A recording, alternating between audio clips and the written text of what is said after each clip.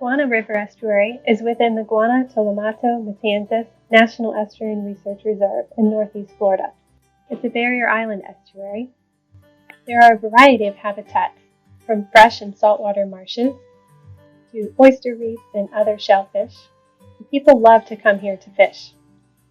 It's one of the most popular fishing spots in the county. People also catch crabs and shrimp. And there's plenty of opportunities for upland-based recreation as well, like hiking and horseback riding. And people live on the estuary too. So there's a wide variety of user groups who want not only physical access to the estuary, but virtual access to data. And of course these include scientists, but also volunteers and local residents. Monitoring on the Guana River Estuary is not part of the system-wide monitoring program. So data for the Guana are not available on the centralized data management office like swamp data are. And we want to be able to provide data to people, but not just send them spreadsheets. We would love for them to be able to interact. Because overall, there's a need to engage the local community in science, because we are so locally based. We are developing an open data science product, an interactive web-based dashboard to provide access to specifically non-swamp ecological data sets and visualizations for the Guana River Estuary, expanding engagement to include the community. The project will provide not only access to the data, but visualization of the data and communication with diverse users covering the full history of water quality data and monitoring, as well as other data sets. Our project approach very broadly follows these three stages: planning, developing, and communicating and evaluating the impact. Now, in terms of planning, one of the most important components here is understanding our end users. All our end users have very different expertise, expectations, science needs, technological experience, and motivations to use a dashboard. Now, the goal of our project is to create a dashboard that will be used by a broad or wide-ranging community. Hence, we have to design to target multiple end users. The way we do this is by walking in their shoes and taking a user-centered design approach. All these different needs and backgrounds of our users are taken into account to eventually get to that final design. Our project has spent considerable time on defining and understanding all these components. We originally started with dedicated meetings, and in addition to those, have added on opportunities to share about our project in other existing meetings. Our first meetings were held virtually with stakeholders as a kickoff, with specific objectives and a specific ask being provided so that they were able to clearly focus on what we're bringing them together for.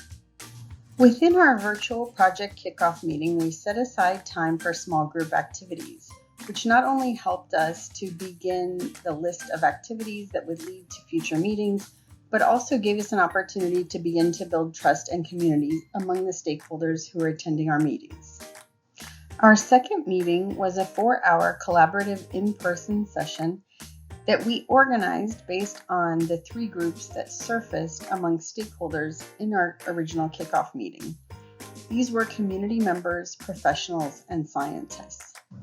This half-day session included a great deal of interactive work, promoting discussion, and getting more details from each of the self-identified groups about what their priorities were, and also elaborating on the top priorities.